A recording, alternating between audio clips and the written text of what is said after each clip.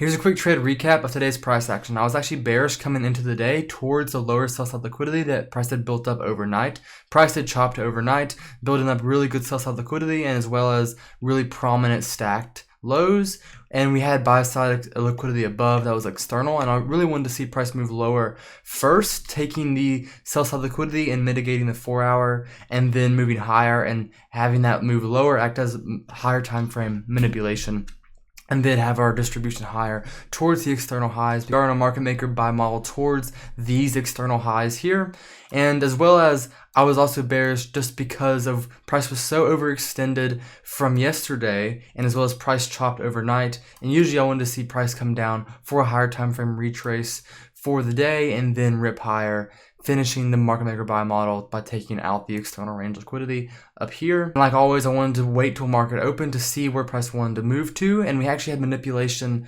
on a shorter time frame. And market open, price moved lower towards our London low. Price moved lower with resistance, showing price doesn't want to move lower, and that's how I think about it. And eventually we do sweep perfectly the London low by a one tick, and actually then price runs higher. And from this point down here, I wanted to see, well, if this 1 minute fair value gap gets inversed, then most likely price will run higher towards the 930 high here that acted as manipulation and towards the external range liquidity.